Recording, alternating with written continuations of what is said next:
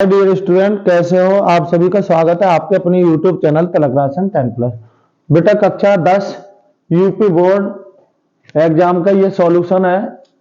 कौन सा set number 822 और ये कौन से वर्ष में हुआ था? 2023 का। ठीक है ना। इधर देखेंगे बेटा, देखो डियर स्टूडेंट्स क्या है बेटा, सवाल देखेंगे। ये जो 20 सवाल आते हैं ना, वो आपको ऑब्जेक्टिव टाइप आते हैं और अगर तुमने इनमें क्या कर लिया, टाइम बचा लिया, तो समझ लो पूरा पेपर कर लोगे। देखो मैं पूरा पेपर कराऊंगा, ये एक ही वीडियो में पूरा पेपर देंगे, ध्यान देंगे। अगर ये आता है तो आपसे बहुत कुछ आता है, पेपर बिल्कुल ही कठिन ना लगेगा। देखते हैं क्या कह रहा है। निम्नलिखित संख्याओं में परमेय संख्या है। देखो बेटा अब एक बात बताओ, परमेय संख्या का मतलब होता है पूर्णांक बटे पूर्णांक, सही। यानी कि ऐसी संख्या जिसे आप माप सको, जिसे निश्चित बता सको, वही तो फाइनाइट नंबर होता है। इनफाइनाइट का मतलब है जिसे आप पूरी तरीके से पूर्णतः सही सही बता ना सके। तो ये क्या है बेटा, इनमें परमेय संख्या देखेंगे तो ये तो अपरमेय है, छोड़ो ये आंसर ना होगा। ये भी अपरमेय है, ये अपरमेय है, लेकिन इस पर तो वर्गमूल बेकार का लगा हुआ है, क्योंकि 9 का वर्गमूल कितना आता है? 3, और 3 क्या है? एक परमेय संख्या है। 3 एक क्या है? परमेय संख्या। चाहे प्लस माइनस 3 कर लो तो प्लस माइनस कर लो, वो फर्क नहीं पड़ता, पूरा अंक होना चाहिए। यहां प्लस माइनस 3 कर लो, चलो ठीक है ना। तो ये प्लस का हो चाहे माइनस का हो, पूरा अंक है। पूरा अंक का मतलब है क्या हो गई है? परमेय संख्या। तो ये हो गया आपका आंसर, ठीक है ना। अब आ जाओ, देखो सवाल बेटा, ये रैखिक समीकरण युग्म का हल है। अब एक बात ध्यान रखो, देखो वैसे तो ये द्विचर रैखिक समीकरण है, आप क्या कर सकते हो, दोनों समीकरणों को हल करके और एक्स वाई के मान निकाल सकते हो। लेकिन शॉर्ट तरीका क्या है? शॉर्ट तरीका है बेटा, देखो एक्स और वाई दो संख्या है, ऐसी संख्या जिनका योग करके 10 आ रहा हो और घटाने के बाद 4 आ रहा हो, वही हमारा आंसर होगा। देख रहे हैं यहां पे योग करके 10 ना आ रहा है, छोड़ो, योग करके कितना आ रहा है? अरे 7 और 3 10, और 7 में से 3 घटाए कितना आ गया? 4। बेटा आ गया आंसर। अब मत जाओ कहीं पे, बस आगे जाने की कोई जरूरत नहीं है। औरों का योग करके 10 ना आ रहा, बस हो गया। ऐसे करेंगे हम आंसर, ठीक। अब देखो बिंदु 5,9 की बाई एक्स से दूरी, बेटा ये ध्यान रखोगे, बिंदु में दो मान होते हैं, एक एक्स का और एक वाई का, ठीक है, एक एक्स और एक वाई। तो पता है क्या होता है? उल्टा होता है। अगर एक्स एक्स से दूरी पूछे तो वाई वाला आंसर, और बाई एक्स से पूछे तो एक्स वाला। समझ रहे हो ना। बस क्या देखना है, यहां पे ये पहला मान है 5 और दूसरा मान है कितना? 9। तो अगर एक्स एक्स से दूरी पूछ रहे हैं ना, किससे? एक्स एक्स से, तो आंसर ये, और बाई एक्स से पूछ रहे हैं तो आंसर ये। बिल्कुल सिंपल है। अरे आप जानते हो बिंदु क्या होता है? बिंदु होता है एक्स कॉमा बाई के रूप में, ये पहला मान और ये दूसरा मान, ये एक्स अक्ष पर चली गई दूरी, ये होती है बाई अक्ष पर चली गई दूरी। लेकिन अक्षों से दूरी पूछता है तो उल्टा हो जाता है, यहां पूछ रहा है बाई अक्ष से दूरी, पर छुपा लिया। कितना आया आंसर? कितना दिखाई दे रहा है? 5। अगर वो एक्स अक्ष से दूरी होती तो ये वाला छुपा लेते, ये आंसर। तो आंसर कितना हो गया? 5 मात्र। कहां से? बाई एक्स से पूछ रहा था, समझ रहे होगे, ठीक। अब आ गया बहुत बढ़िया सवाल, बिल्कुल सरल सवाल। यदि एक समद्विबाहु समकोण त्रिभुज, समद्विबाहु का मतलब है जिसकी दो भुजाएं बराबर हो, जिसकी दो भुजाएं बराबर हो, ये ए और ये भी ए, ठीक है ना। ये समद्विबाहु समकोण त्रिभुज हो गया। एक समद्विबाहु समकोण त्रिभुज की एक भुजा इतनी, तो ये 5 वर्गमूल 2 और ये भी 5 वर्गमूल 2, ठीक है। एक भुजा इतनी, तो इसके कण की लंबाई ज्ञात कीजिए। वैसे तो मैं बिल्कुल सिंपल जानता हूं, क्या बताता हूं बेटा, जब भी कण निकालना हो, अंडर रूट पहली भुजा का स्क्वायर प्लस दूसरी भुजा का स्क्वायर, ऐसे निकाल दो। अरे ये कोई मैंने नया खेल थोड़ा ही ना खेला है, पाइथागोरस पे में लगाई है। यहां ए और बी और ये सी, हमें पता है कि ए सी का स्क्वायर बराबर होता है ए बी का स्क्वायर प्लस बी सी का स्क्वायर। ये ए सी कण है, वर्ग हटाओगे पूरा ए सी बराबर क्या हो जाएगा? अंडर रूट ए बी का स्क्वायर प्लस के बी सी का स्क्वायर। तो मैंने बताया जब भी कण निकालना होता है, दोनों भुजाओं के वर्ग करो, योग करो, वर्गमूल ले लो, कण आ जाएगा। बस क्या करना है? अरे यही कर लो बेटा, इसका 5 वर्गमूल 2 इसका स्क्वायर, 5 वर्गमूल 2 इसका स्क्वायर, ऐसे तो करोगे। हमें पता है 5 का स्क्वायर होता है 25, गुणा 2 का स्क्वायर, वर्ग से वर्गमूल कैंसिल 2, प्लस यहाँ पर क्या आ गया 25 गुणा 2, 25 दूनी 50, 25 दूनी 50, अंडर रूट कितना हो गया 100, 100 का वर्गमूल कितना आता है 10। आंसर कितना आया मेरे भाई, आंसर आ गया 10। इस तरीके से कण क्या आ जाएगा 10 सेमी आएगा, ये आ गया आंसर। नारी बात, इसमें आपको क्या है करके ना दिखाना होता है, इसमें करना क्या है टिक लगा के, उसमें क्या करना है आपको, तो यहां पेपर पर टिक मत लगा देना, ध्यान रखना नकल में आ जाता है, ध्यान रखियो बेटा। तो पेपर में आप टिक नहीं लगाओगे, बहरहाल जैसे ही आपको लगे ये आंसर है उसके हिसाब से OMR में आप फिल कर देना, ठीक है। देखते हैं बेटा, देखो बेटा सवाल देखो क्या कह रहा है। हालांकि ये सवाल अब नहीं आएगा, सही है ना, फिर भी ध्यान दो। जब देखो क्या है, ये वाला सवाल है, तो यहां क्या है sine square 18 minus cos square 72, यहां इन दोनों का योग कितना है बेटा 90 है, क्या है 90।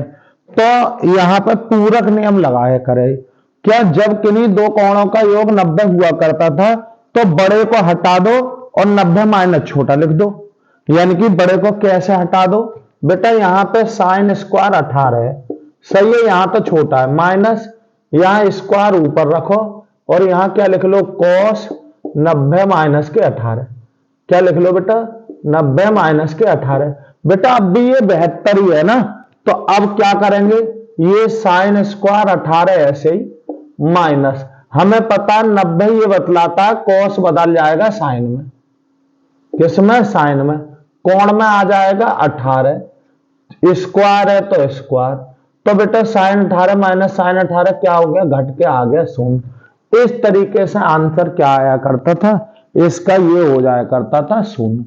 अब जब इनके बीच में प्लस का चिन्ह हो तो पता है ऐसा ना देगा कुछ और देगा, ठीक है, तब हमेशा सर्वसम का बनती है, क्या बनती है सर्वसम का, या पूरक कोण वाले त्रिकोणमितीय अनुपात ऊपर नीचे लिखे हों, जैसे ये लिखे थे, मान लो यही सवाल होता अगर ऐसा होता साइन 18 और अपॉन कॉस 72, तो ऐसी कंडीशन में आंसर बनाता है, कैसे साइन 18 ऐसे ही हम कॉस की जगह लिख देते 90 माइनस के 18, साइन 18 ऐसे ही 90 ये बतला रहा कॉस बदल जाता साइन में, कोण में आ जाता 18, इससे ये कैंसिल, इसका मान बन, ठीक है ना। ये पूरक, चूंकि पूरक जो है इस बार कोर्स मना है लेकिन फिर भी करा दे रहे। करना क्या होता है, हमें पता है पूरक नियम के अनुसार साइन कॉस में बदल जाता, कॉस साइन में, टेन कोट में, कोट टेन में, सेक कोसेक में, कोसेक सेक में, यानी कि पड़ोस में बदल जाते हैं। लगता कब है जब 90 माइनस और प्लस हो, ठीक। तो अब हम क्या करते हैं, जब किन्हीं दो कोणों का योग 90 होता है तो बड़े को हटा देते हैं, उसकी जगह 90 माइनस छोटा लिख देते हैं, फिर पूरक नियम से त्रिकोणमितीय अनुपात बदलते और आंसर आ जाता है, जैसे ये है। देखो बहुत बार पूछा गया ये क्वेश्चन, कुछ भी ना है सही, लेकिन इसकी हमें माननी आनी चाहिए। जब भी हम क्रमागत प्राकृत संख्या मानते हैं, क्रमागत और कौन सी प्राकृत, कौन सी प्राकृतिक संख्याएं मानते हैं, तो पता है ऐसा मानते हैं एक्स एक्स प्लस का 1 एक्स प्लस के 2 डॉट डॉट डॉट एक जोड़ के कितनी बना सकते हो। जब भी हम क्रमागत प्राकृतिक सम संख्या मानते हैं तो पहली 2x, फिर सम संख्याओं में 2 का अंतर होता है तो 2x प्लस के 2 और क्या हो जाते हैं 2x प्लस के 4, यानी कि दो दो जोड़कर कोई भी बना सके। और यदि हमें विषम संख्या माननी हो तो पहली मानते हैं 2x प्लस के 1, फिर क्या हो जाएगा 2x प्लस के 3, अरे सम विषम में 2 का अंतर है, फिर तो कुल मिलाए के पहली देख लो, ये प्राकृत संख्या का रूप है, ये सम संख्या का, और ये विषम संख्या। x का मान कुछ भी हो, समझ के कोई सा भी धनात्मक पूर्णांक हो, कोई सा भी संख्या हो तो सम ही आएगी। ये क्या आएगी विषम आएगी, ये सम आएगी, ये क्रमागत प्राकृत। अब वो कह रहे हैं किसी धनात्मक सम संख्या p के लिए, p कोई सम संख्या है, के लिए प्रत्येक धनात्मक विषम पूर्णांक का रूप होगा, तो प्रत्येक विषम पूर्णांक का रूप कौन सा है, यही तो है बेटा विषम। कौन सी आएगी, हम माना करें 2x प्लस का 1 और यहां पर क्या है बेटा 2p प्लस 1 का, सही है 2p प्लस, सम कहता तो 2p आ जाते, प्राकृतिक कहता तो p प्लस का 1 आ जाता, और ये तो कहेगा ही ना। सही है। सम विषम प्राकृतिक क्रमागत, प्राकृत संख्या है तो क्रमागत सम संख्या और सम क्रमागत विषम संख्या, तो ये याद रखना ये वाली चीज। तो ये 1 नंबर में ली जाता है लगभग। देखो बेटा ये सवाल, यदि संख्या इतने का माध्य कितना है, माध्य कितना है x है, तो x का मान ज्ञात कीजिए। देखो एक ही ये आंकड़े अवर्गीकृत है, इसमें हम पे समांतर माध्य बराबर, समांतर माध्य बराबर जो सूत्र होता है वो होता है पदों का योगफल, पदों का योगफल, योगफल बटे पदों की संख्या, पदों की संख्या। ये हमारा जब आंकड़े कैसे हो अवर्गीकृत हो, तो ये आंकड़े तो दे रखे हैं कितने हैं 1 2 3 4 5, तो नीचे तो लगा दो बेटा 5।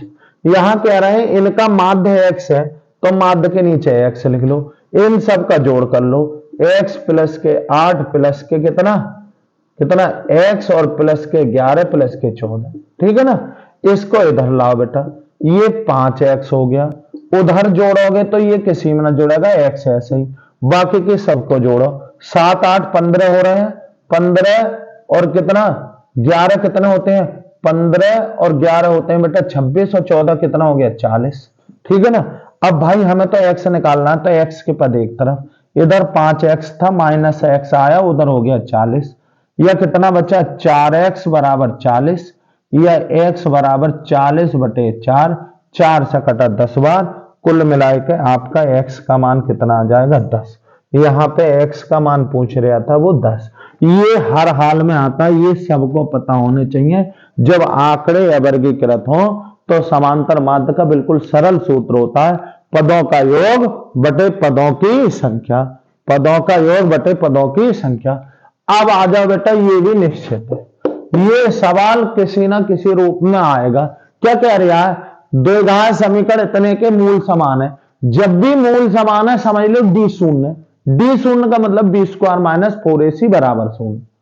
सही, क्योंकि विविक्त कर निकालने के बाद ही तो हम मूलों की प्रकृति बताते हैं कि इसकी मूलों की प्रकृति 3 प्रकार की होती है। खैर वो नहीं बताएंगे, यहां पे हमें पता है क्या हो जाएगा बी स्क्वायर माइनस के 4a और c बराबर क्या हो जाएगा शून्य। अरे ये विविक्त कर शून्य होगा। जिन द्विघात समीकरणों के लिए क्या होता है, जिन द्विघात समीकरणों के लिए मूल समान होते हैं उनका विविक्त कर शून्य होता है, यानी कि बी स्क्वायर माइनस 4ac बराबर शून्य। अब एबीसी कहां है, ये ए का मान, ये बी का मान और ये सी का मान, तो यही रहा ना, यहां लिख लो बी स्क्वायर माइनस 4 और क्या हो जाएगा ए और सी बराबर शून्य। सी का मान अरे माइनस के 4ac, ऐसे ही इस पद को उधर ले गए माइनस का बी स्क्वायर, माइनस से माइनस कैंसिल, सी बराबर क्या आ गया बी स्क्वायर अपॉन 4a, और यही क्या आ गया आपका आंसर। नारीबाग अरे मूल समान थे तो बी स्क्वायर माइनस 4ac बराबर शून्य, सी पूछ रहा था, सी का मान आ गया बी स्क्वायर अपॉन 4a। ठीक है, देखो ये भी सवाल निश्चित आना है। वो ये कह रहे हैं यहां से यहां तक ये है, यहां से यहां तक ये है, यहां से यहां तक ये है और यहां से यहां तक ये है। वो कह रहे हैं ये जो है ना ये वाली, ये इसके समांतर है बीसी के, तो x का मान ज्ञात कीजिए। बेटा ये थेल्स प्रमेय होती है, जब किसी त्रिभुज, ये किसका थेल्स प्रमेय है, हमें पता है चूंकि क्या डी समांतर है किसके बीसी के, यानी कि ये वाली वो जो रेखा खंड है ये इसके समांतर है, तब हम थेल्स प्रमेय से ये लगा लेते हैं इतने बटे इतना, यानी कि खंड एडी अपॉन नीचे वाला खंड डीबी बराबर होता है क्या एई अपॉन क्या होता है हमारा ईसी। ये खंडों का अनुपात बराबर होता है। ये दे रखा है उन्होंने x प्लस के 3, नीचे कितना दे रखा है 3x प्लस के 19, ठीक है। उधर कितना दे रखा है बेटा x अपॉन नीचे क्या है 3x प्लस के 4। बेटा गुणा कर दो, जिधर से तुम्हारी मर्जी कर रहा है, इन दोनों ही गुणा एक तरफ, इन दोनों, क्योंकि हमें तो x निकालना है। क्या निकालना है x, तो बेटा इनकी गुणा कर दो, चलो इनकी कर रहे हैं या इसकी, किसी की जिसकी तुम्हारी, तो यहां लिख लो x और 3x प्लस के 19, और इधर क्या हो गया बेटा ये क्या करोगे x प्लस के 3 और यहां हो जाएगा 3x प्लस के 4। गुणा खोलो बेटा, इसकी इससे करोगे 3x स्क्वायर प्लस इसकी इससे करोगे 19x आएंगे, ठीक है। इधर भी गुणा करोगे, इसकी इससे करोगे तो 3x स्क्वायर, फिर इसी की इससे करोगे तो प्लस के 4x, एक पद की हो गई। अब इसकी करो, इसकी करोगे तो 9x, क्या हो गया 9x। इसके इससे करोगे तो 9 चौक 9, 3 3 9x सही है, और 3 चौक 12, कितने आ गए 12। यहां कितना आया बेटा 3x² तो था इधर, प्लस के 19x बराबर जोड़ लो, यहां 3x² ऐसे रखोगे, ये कितना हो गया, अरे 9x, 4x और 9x कितना हो गया, अरे 13x प्लस के 13x और प्लस के 12। बेटा x के मान निकालना है, x का पद एक तरफ, तो 3x² प्लस के 19x माइनस के 3x² माइनस के 13x और बराबर कितना बच गया 12। बेटा देखो 3x² से 3x² कैंसिल, यहां 19 में से 13 घटेंगे तो 6x बचे और बराबर 12, x बराबर 12/6, 6 दूनी 12, x बराबर, इस तरीके से आपका आंसर कितना आ गया 2। ये थेल्स प्रमेय का भी बहुत इंपॉर्टेंट सवाल है, ध्यान रखना, कुछ सवाल बेटा बहुत ही बेहतरीन होते हैं, समझ गए। आ रही बात तुम्हारी सही में, देखो आगे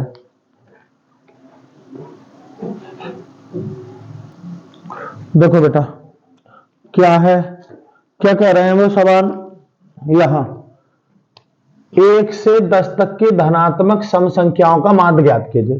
तो आंकड़े पता होना चाहिए, आंकड़े क्या है बेटा, आंकड़े 1 से 10 तक की सम संख्या, सम संख्या। अब 1 से 10 तक तो पहली 2, फिर 4, फिर 6, फिर 8, 10 तक कह रहा है इसलिए 10 भी लोगे, ठीक है।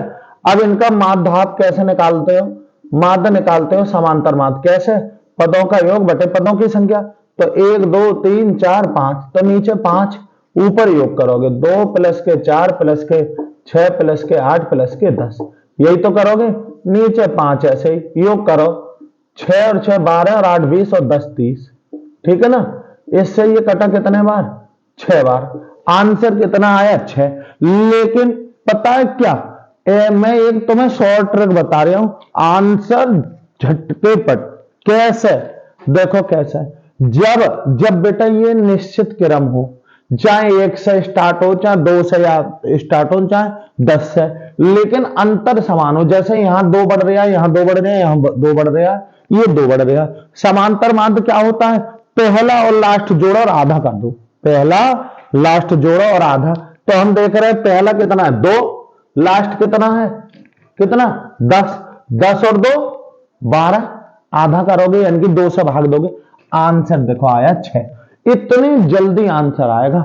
अगर कोई कहता भाई 1, 2, 3, 4, 5, 6, 7, 8, 9 इसका समांतर माध्य, बेटा सही है, यहां से स्टार्ट, कहीं से स्टार्ट हो रही है, इससे कोई मतलब ना, अंतर 1 का है, इसको जोड़ो, 9 और 1 10, 2 से भाग दो, आंसर 5।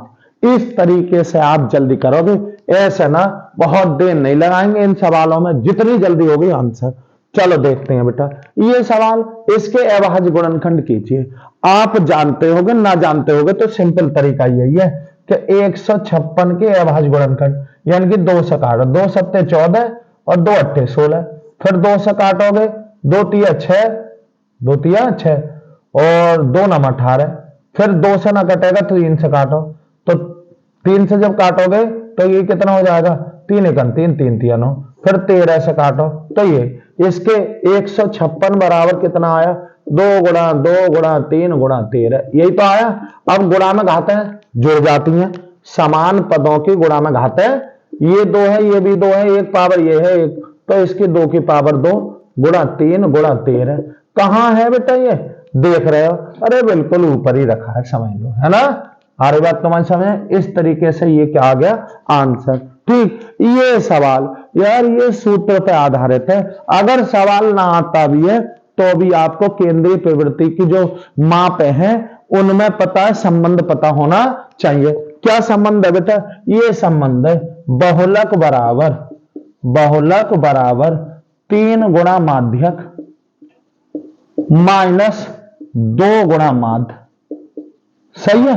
अब इसको क्या बोल देते हैं, ये बहुलक ही रहता है, माध्यक को माध्य का भी बोल देते हैं, और समांतर माध्य को क्या बोल देते हैं, इसको माध्य को हम समांतर माध्य भी बोल देते हैं, ठीक है ना।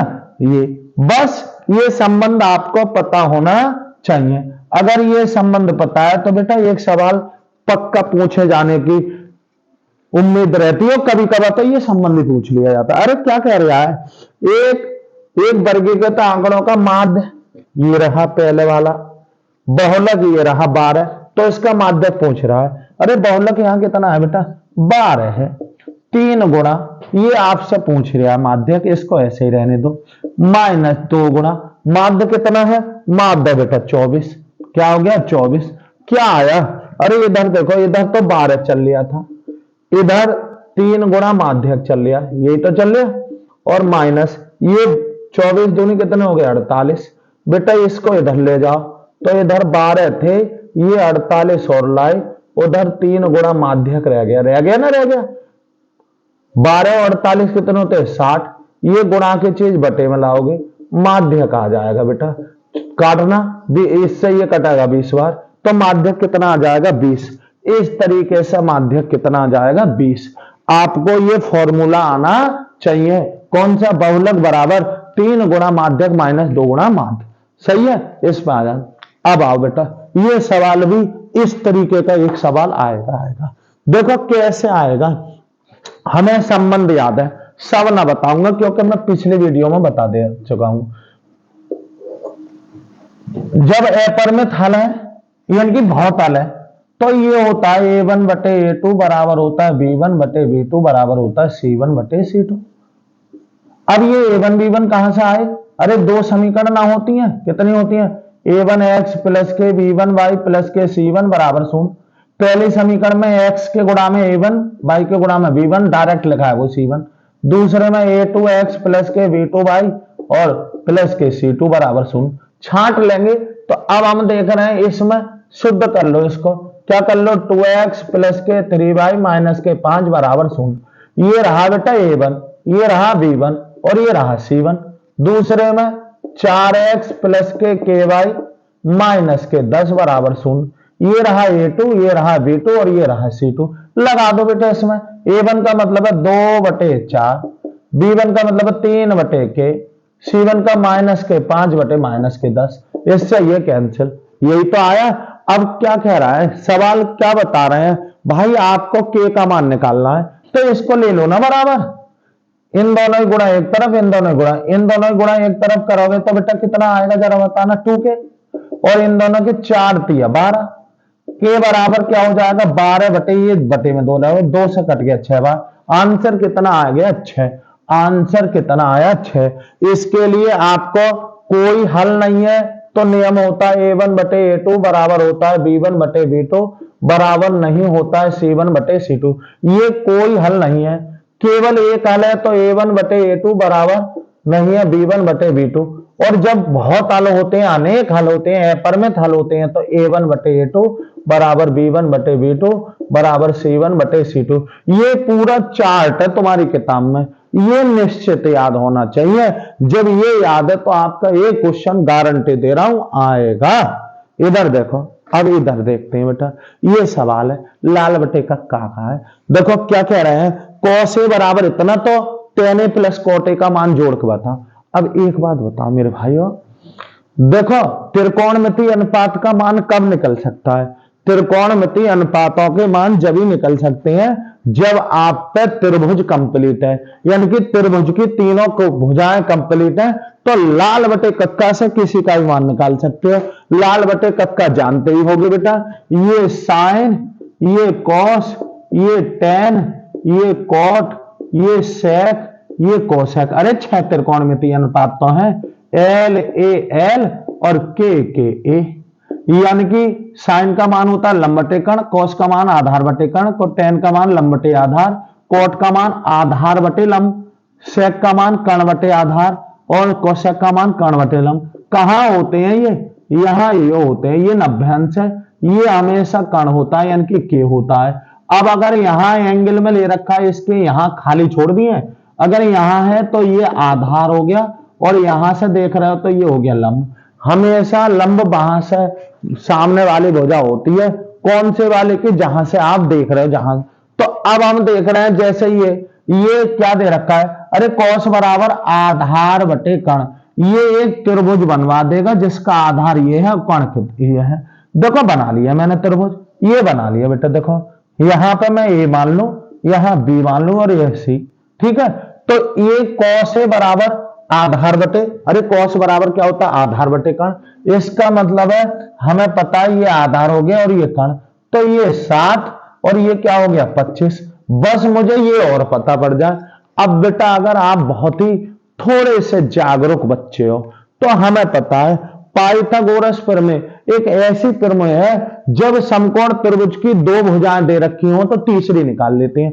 हालांकि देखो बेटा 24, 7 और 25 की एक त्रिक होती है।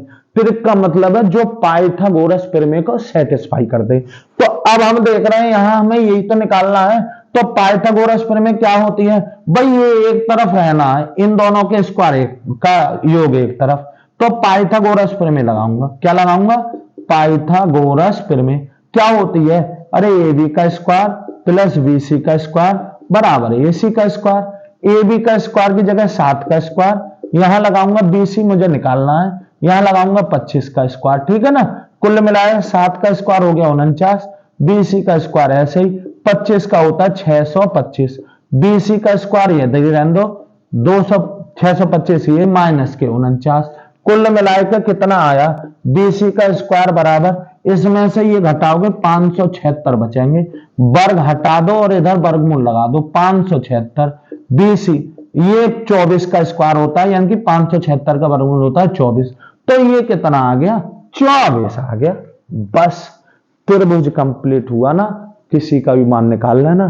तब किसका मान पूछ रहे थे, वो tan a plus cot a का मान पूछ रहे थे। tan a का मान क्या होता है, लंब बटे आधार, इतने बटे इतना, तो 24 बटे 7। cot का होता है उल्टा 7 बटे 24। सही है ना, बस कुछ ना करें, क्या कर दें, अरे एलसीएम ले लो, 7 गुणा 24 एलसीएम ले लूंगा, ये यहां जाएंगे और ये यहां, 24 की 24 से करते हैं 576 प्लस 7 के साथ से करोगे 49, कुल मिलाकर ऊपर 625, नीचे गुणा करो 7 चौक 28 के 8, हाथ से लगे कितने 2, 7 दूनी 14 और 2 16, कितना आया, अरे 625 बटे 168। ये बड़ा सवाल था। ये क्या देख रहे थे, कुछ सवाल आप चुटकियों में कर दोगे और कुछ बेटा इसमें भी टाइम लेंगे। जो टाइम लेंगे तो जो टाइम ना लेने वाले हैं उनको स्पीड से कर लो भाई, इसका तो यही तरीका है। बस एक तरीका था, अगर आप जानते हो कि ये 7 ये 25 तो ये 24, बस ये करने की क्या जरूरत थी, ये 24 मिल गया, डायरेक्ट वैल्यू निकाल दो भाई, आप और जल्दी कर सके अगर आपको त्रिक याद है तो। ठीक है ना, बस यही जल्दी है, ऐसा ना है कोई कान में फूंक देगा भाई। जो जितना बच्चा ज्यादा मेहनत करता है उतना होशियार रहता है। बेटा देखो सवाल देखो, अच्छे सवाल है और कठिन सवाल ना है। क्या है, इतने बड़े बड़े दिखाई देते हैं बेटा, आप लोग जानते हो किस तरीके से इन सवालों को करोगे, कितने शॉर्ट तरीके से। देखते हैं कैसे कह रहा है, वो कह रहा है 2 वृत्तों की त्रिज्याएं क्रमशः 4 सेमी और 3 सेमी है, तो इन वृत्तों के क्षेत्रफल के योग के बराबर क्षेत्रफल वाले वृत्त की क्या ज्ञात करो, त्रिज्या ज्ञात कीजिए। ठीक है भाई, लॉन्ग तरीके से ना करेंगे, लॉन्ग तरीके से करेंगे तो इन सवालों को करने का फायदा क्या है। यहां सवाल से पता लग गया, क्या पता लग गया है, 2 छोटे छोटे वृत्तों को क्या है, 2 छोटे छोटे वृत्तों, 2 वृत्तों की त्रिज्या इतने इतने सेमी है, इन वृत्तों के क्षेत्रफलों के योग के बराबर एक बड़ा वाला क्षेत्रफल है, तो बड़े वाले का क्षेत्रफल ऐसे मान लोगे पाई आर स्क्वायर, जो दिए गए हैं उनको मान लो पाई r1 का स्क्वायर प्लस पाई r2 का स्क्वायर। ये त्रिज्या दी है, ये त्रिज्या दी है। अरे वो क्या कह रहा है, यदि 2 वृत्तों की त्रिज्या क्रमशः इतनी है, ये पहली दे दी, ये दूसरी, तो इन वृत्तों के क्षेत्रफलों के योग, इसका पहले का क्षेत्रफल निकालिए, ये दूसरे का, इनका योग क्षेत्रफलों, इन वृत्तों के क्षेत्रफलों के योग के बराबर क्षेत्रफल वाले जो बनाया जा रहा है उसका क्षेत्रफल इन दोनों के योग के बराबर है, तो उस बनने वाले बराबर क्षेत्रफल वाले वृत्त की त्रिज्या ज्ञात करो, यानी कि ये ज्ञात करनी है।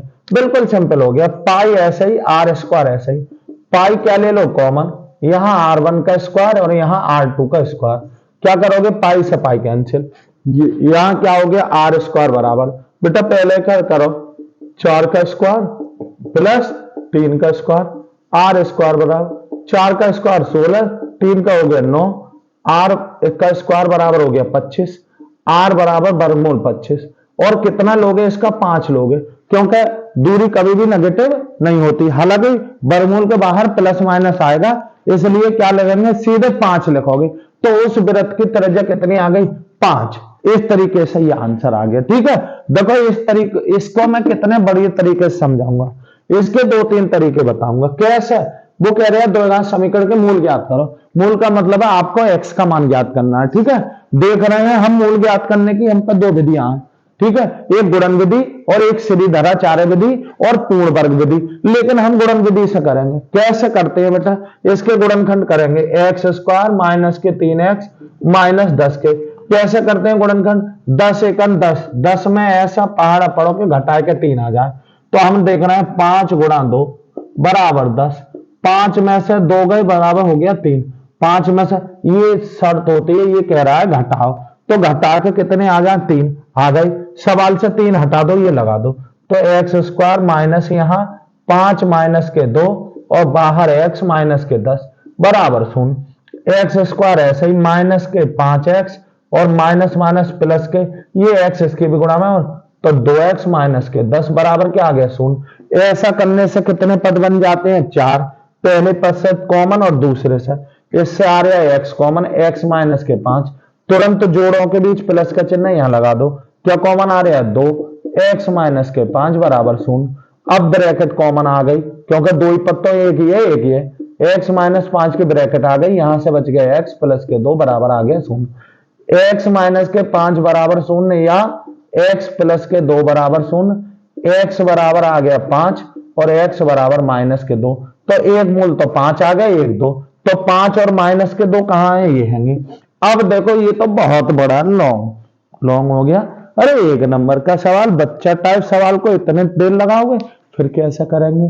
देखो बेटा यहां यहां क्या करते हैं, देखो मैं तुम्हें डायरेक्ट आंसर कैसे लगाऊंगा। देखो आपने इसके गुणनखंड कर लिए, 5 दूनी 10 में ऐसा पहाड़ा पड़ो कि जोड़ के क्या आ जाए, घटा के 5 आए, तो हमें पता लग रहा था 5 और 2 गुणनखंड हो गए।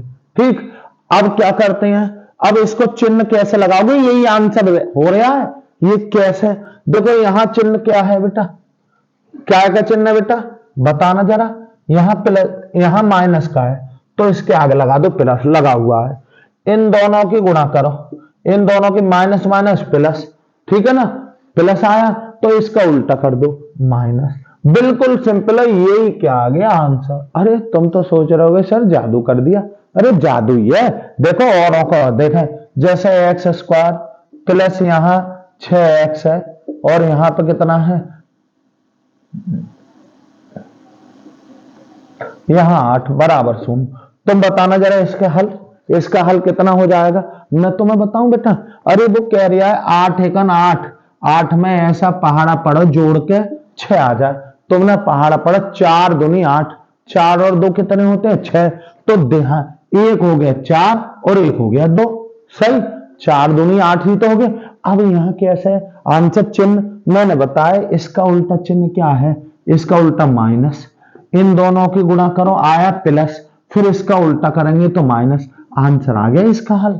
मेरे भाई ऐसा करते हैं, इसका चुटकियों में आंसर आते हैं, चुटकियों में, समझ गए ना, कैसे करोगे समझ रहे हो। देखो बेटा फिर से देखेंगे, हो सकता है आपकी समझ में ना आ रहा हो, भाई लोग आप हमसे जो है सीधे पड़े हुए तो ना हो, लेकिन फिर भी आप लोग भी बहुत कुछ जानते होंगे, देखते हैं कैसे कर रहे हैं। बेटा इसके गुणनखंड करने का तो नियम जानते होंगे क्या, यहां कांस्टेंट पद, यहां गिनती, इन दोनों ही गुणा कर लो 10, सही। अब हम क्या करते हैं, जो मैं गुणनखंड कराता हूं उसमें क्या सिखाता हूं कि इसमें पहाड़े पढ़ने हैं। अब इसमें पहाड़े 10 में कौन से पहाड़े हैं, पहाड़ा हमेशा बड़े से छोटे की ओर, 10 एकन 10, 5 दूनी 10, 2 ही पहाड़े हैं। और वो कह रहे हैं, ये हम मैं बताता हूं कि ये शर्त है कि जो भी पहाड़ा पढ़ोगे उसको ये चिन्ह बताएगा, अगर यहाँ प्लस का चिन्ह तो पहाड़े को जोड़ जोड़ के देखना है, और अगर यहाँ माइनस का चिन्ह तो पहाड़े को घटा के देखना है। आपने पहाड़ा पढ़ा 5 दूनी 10, मैं कह रहा हूं घटा के देखो, 5 में से 2 गए, कितने बचे? 3। सही यही चाह रहे थे हम, घटाए के कितने आए? 3। बस, तो यहां लिख लो 5 और 3।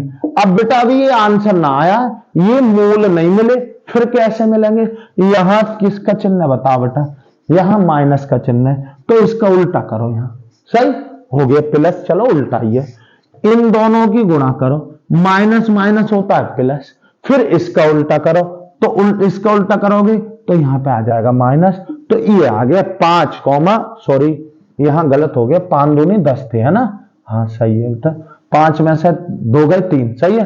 तो ये कितना आया? 5 कॉमा माइनस 2, यही क्या आ गया आंसर। ऐसा करते हैं बेटा, झटपट चुटकियों में आंसर दोगे, जब टाइम बचाओगे तब जाके ये 20 क्वेश्चन आप आधे घंटे में कर पाओगे, वरना बेटा ये लग के रह जाओगे, ये ध्यान रखना।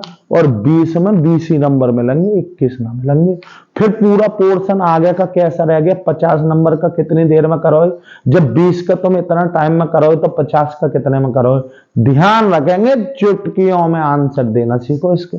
चलो बेटा देखो, ये क्या है? बड़ा अच्छा सवाल है, वैसे भी अच्छा लग रहा है। देखो कैसे, यदि समतल मैदान पर एक मीनार की छाया की लंबाई, एक मीनार की छाया की लंबाई कितनी है? उसकी ऊंचाई की इतने गुनी है।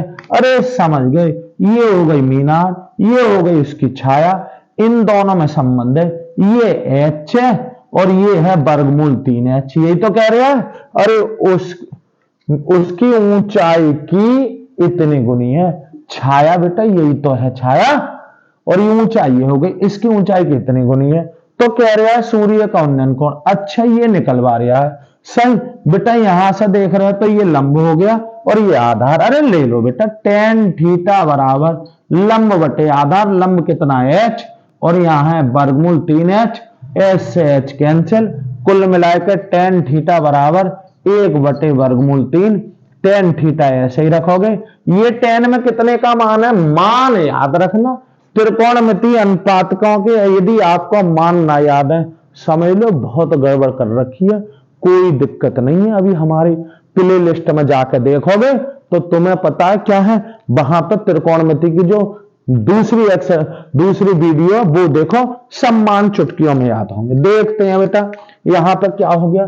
तो ये कितने का मान है? tan 30, tan इससे ये कैंसिल बेटा, थीटा बराबर 30, और जो कि आंसर आया बेटा 30। इस तरीके से इसका आंसर कितना आ जाएगा मेरे भाई? 30 आंसर आएगा। ठीक, अब आते हैं देखो ये वाला सवाल। ऐसे सवाल क्या है, ध्यान भाई, सूत्रों का खेल होता है। देखो मेरे भाइयों, गणित में क्या है रहता है, आपको तरीका याद होना चाहिए। और भाई किसी काम करने के लिए जैसे हथियार की जरूरत होती है, ऐसे ही गणित करने के लिए आपको सूत्रों की जरूरत होती है। भाई मान लो उसने त्रिज्या दे दी, ऊंचाई दे दी, कह रहा है बेलन का आयतन ज्ञात कीजिए। कैसे दोगे बताओ? अरे बेटा बेलन का सूत्र याद होना चाहिए, बेलन के आयतन का सूत्र पाई आर स्क्वायर एच। अब आर की जगह आर का मान, एच की जगह एच, कैलकुलेशन करो और आंसर, तभी तो दोगे।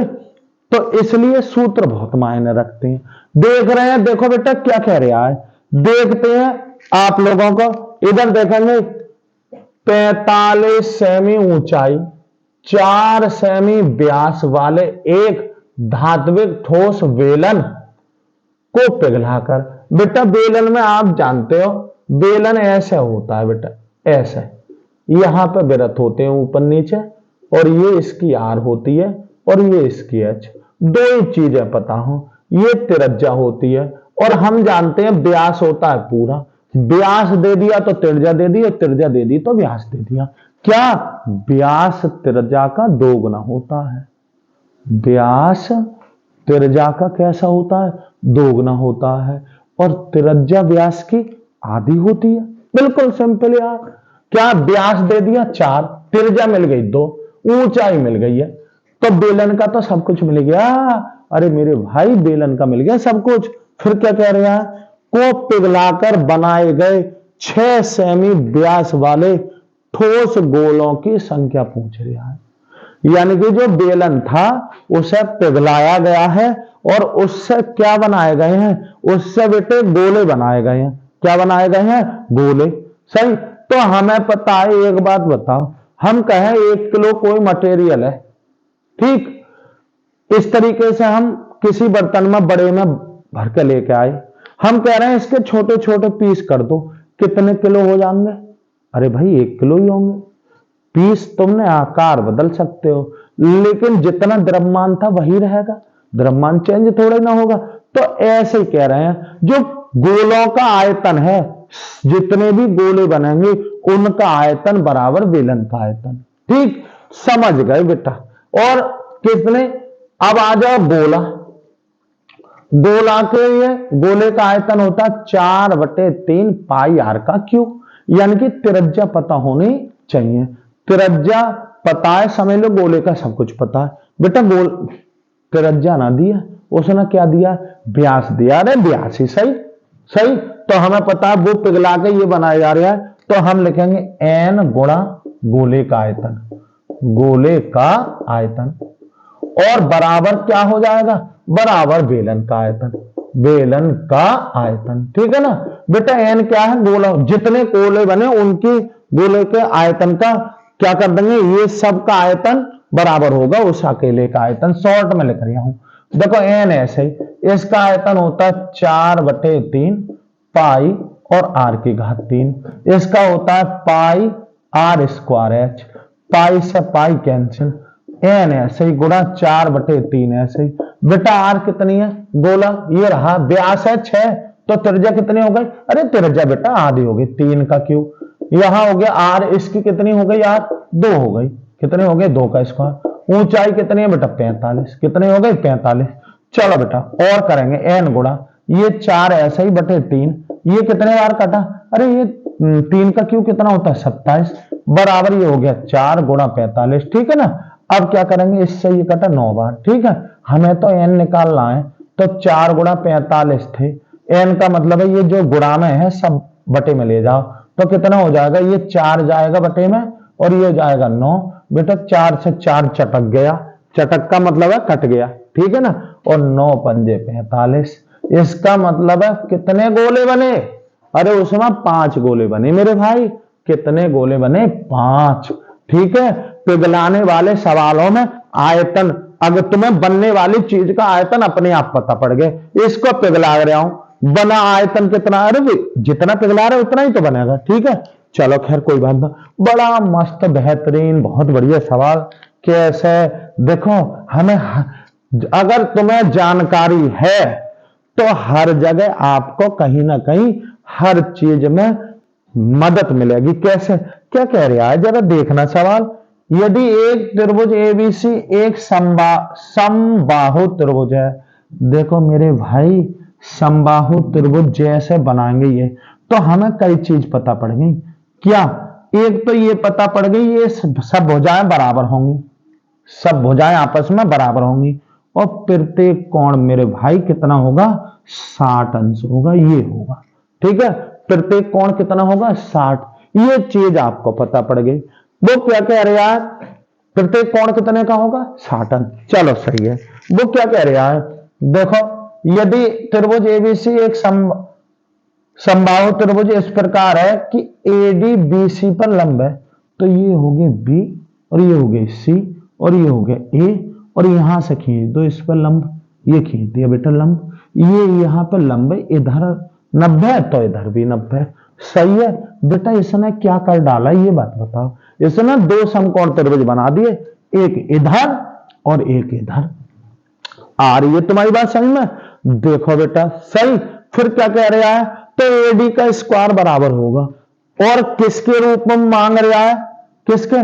डीसी के, इसके रूप में मांग रहा है।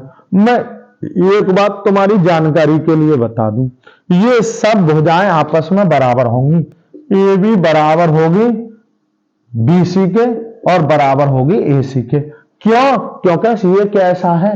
कैसा है बेटा? ये है आपका कौन सा? अरे बताओगे ना क्या? ये समबाहु त्रिभुज है, और सामने वाली भुजा से डाला गया लंब इसको बराबर बराबर भुजाओं में, बराबर बराबर चीजों में क्या कर देगा, डिवाइड कर देगा। यानी कि हमें पता है कि हम क्या कर देंगे बेटा, ये वाली चीज और ये वाली चीज, ठीक है, ये जो है ना ये वाला, इसका यहां पे AC बराबर क्या हो जाएगा, इन सब का मान 2DC के बराबर हो जाएगा। किसके बराबर हो जाएगा, 2 और DC। ना समझ में आ गई?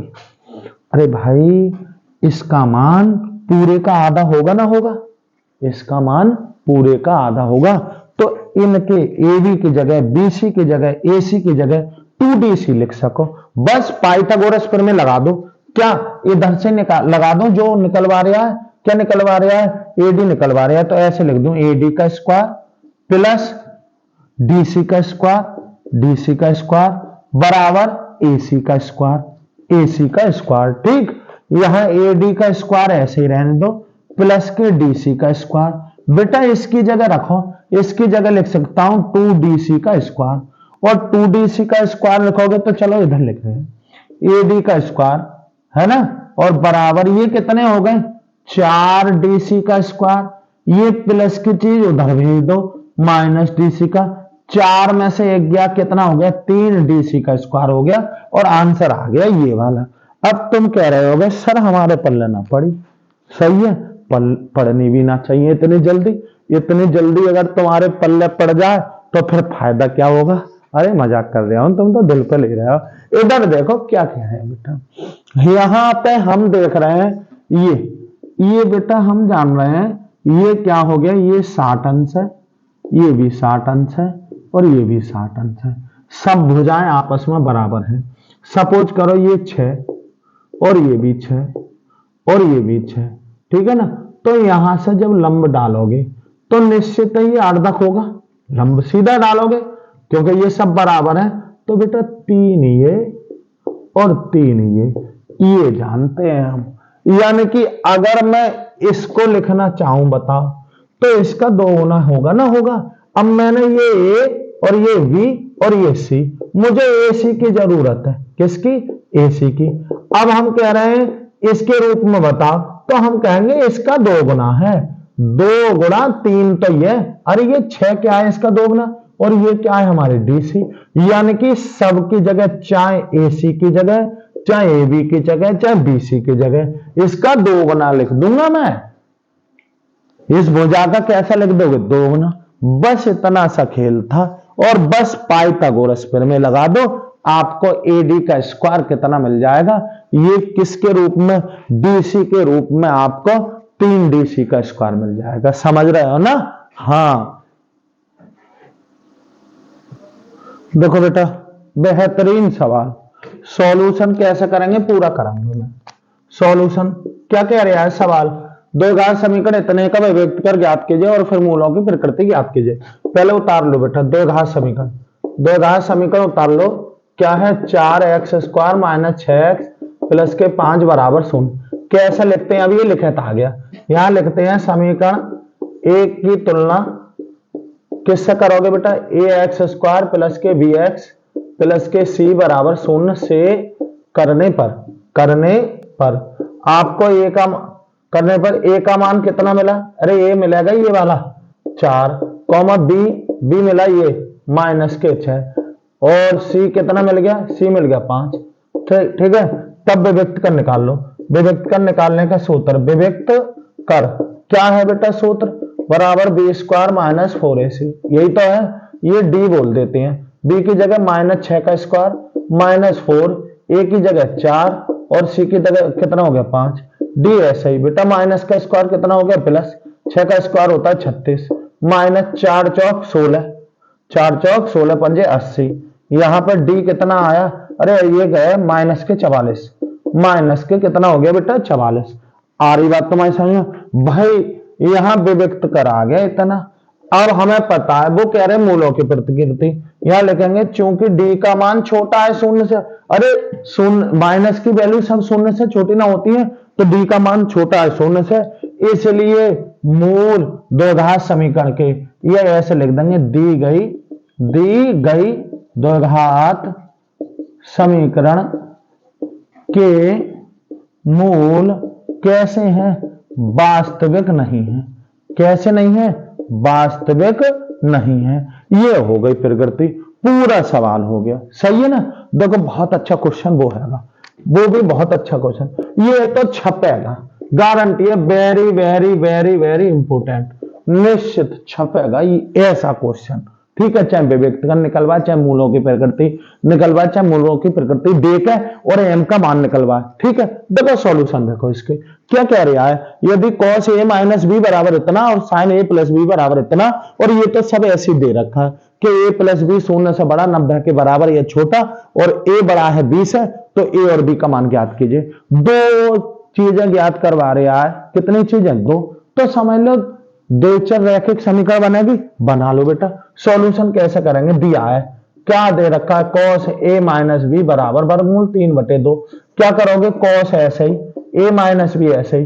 बेटा ये cos कितने का मान है जरा बताना cos में? अरे cos 30 का मान है मेरे भाई। cos से cos cancel, a minus B बराबर 30 अंश। ये समीकरण आ गई फर्स्ट। तथा दूसरी समीकरण ले लो। क्या? कौन सी वाली? अरे sin a प्लस के बी बराबर वर्गमूल 3/2। ठीक है, क्या करोगे? sin ऐसे ही, a प्लस के बी बराबर, ये sin में कितने का मान है? sin 60 का है।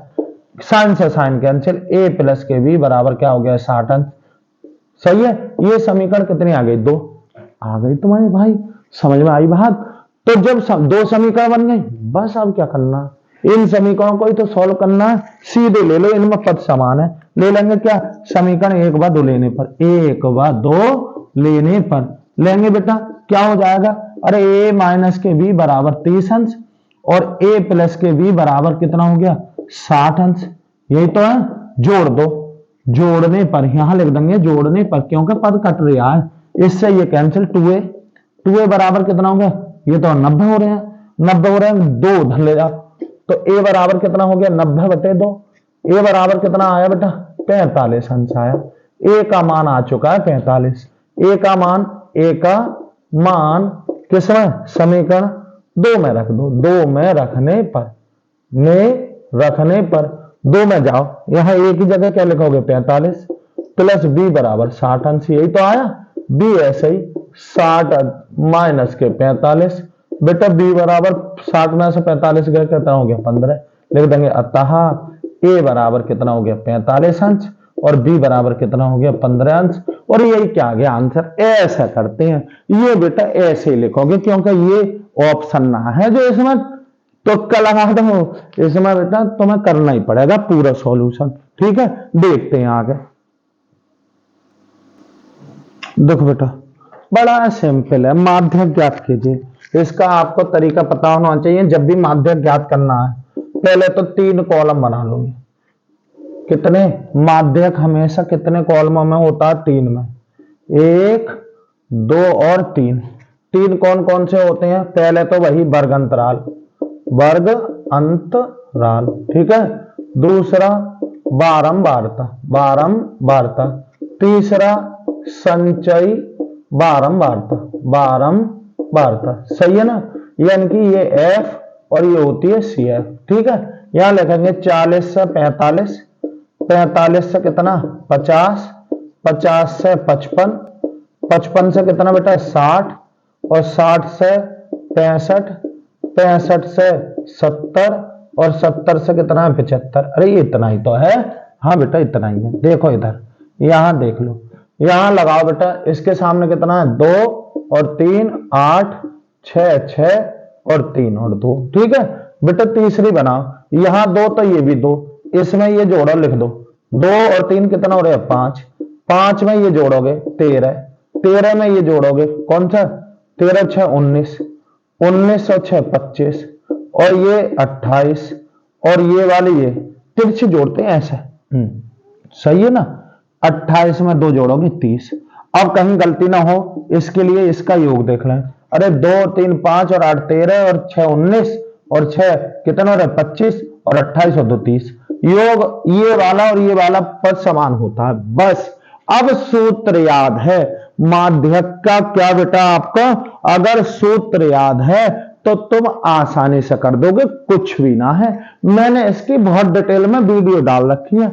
अगर किसी बच्चे को फिर भी कोई दिक्कत आए तो वहां जाकर क्या कर सकता है, देख सकता है। समझ रहा हो, वहां जाकर भी क्या कर सकते हो, आप देख सकते हो। ठीक है, खैर देखेंगे बेटा, यहीं पर देख रहे हैं। अब क्या करेंगे, हमें माध्यक का सूत्र याद है बेटा। माध्यक का जो सूत्र है वो L1 प्लस यहां पे गुणा में H और अपॉन क्या F, यहां N/2 और माइनस के CF। ठीक है, इनके बारे में पता होना चाहिए। यानी कि ये माध्यक वर्ग की निम्न सीमा, माध्यक वर्ग की बारंबारता, माध्यक वर्ग का जो वर्गमाप है वो इससे ठीक ऊपर की माध्यक वर्ग से कौन सी है, ये हमारी संचयी बारंबारता, ये जानते ही हो। तो माध्यक वर्ग पता होना चाहिए। तब बेटा मुझे N/2 पद देख लेना है, N/2 पद। तो N का मतलब है 30/2 पद, यानी कि कितना देखना है, 15वां पद। कहां देखोगे ये 15वां पद, 15 पद में इस समय देखूंगा। इसमें कहां आ रहा है 15 पद, वही हमारा आंसर, वही सब कुछ दिलाएगा भाई। इसमें ना आएगा, इसमें ना आएगा, इसमें ना आएगा, इसमें ना आएगा। हाँ आ गया भाई, इसमें आ गया। ये हमारा है सब कुछ, ये हमारा माध्यक वर्ग मिल गया। क्या मिल गया, ये माध्यक वर्ग मिल गया। तो L1 ये हो गई, इनका अंतर H हो गया, ये हमारी F हो गई। ठीक ऊपर कौन सी हो गई, ये CF हो गई। अरे सब पहले मिल गई, फिर मजा। क्या कर रहे हो फिर तो लगाओ आंसर। यहां 55 लिखूंगा, क्या लिखूंगा 55 प्लस यहां लिखूंगा 5। अरे अंतर कितना है, H अंतर ही तो होता, वर्ग मापी तो होती है 5। F कितनी है मेरे भाई, F है 6। ठीक है, यहां कितना है N/2, N/2 है 15, कितना 15। CF कितनी है बेटा, CF 13 है। लो जी, सब कुछ तो हो गया, बस आंसर देने वाले 55 है। ऐसे ही यहां कितना, अरे यहां कितना बचा, 2 बचा बेटा। कितना बचा, अरे 15 में 13 के 2 बटे 6 और गुणा में कितना है 5 और करेंगे 55 प्लस इससे कटो 3 बार तो कितना आ गया 5/3। 5 को भाग दे लो कितने से, 3 से। 3 एकम 3, सही है। बचे कितने, 2। पॉइंट लगाओ बराबर। 5 छंग वो सॉरी 3 छंग 18, बचे 2, 6 6 6 आता रहेगा। तो ये हो गया 55 प्लस का 1.666, ऐसे ही आता रहेगा। इसको हटा दो, हमें पता है पॉइंट के बाद 5 या 5 से बड़ी वैल्यू हटाते हैं तो 1 बढ़ा देते हैं पड़ोस में। तो यहाँ कितना हो गया, 6 7 आ गया।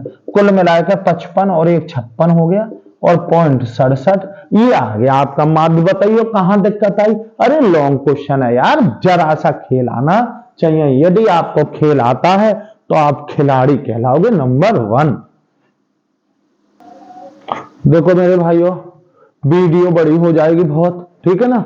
मैं इसका पूरा सॉल्यूशन दूंगा, पार्ट 2 दूंगा, ठीक है ना, उसमें सब कराऊंगा। ठीक है, फिर मिलते हैं बेटा। लगातार कर लो, मैं गारंटी दे रहा हूं, बिल्कुल गारंटी समझ लो, पक्की।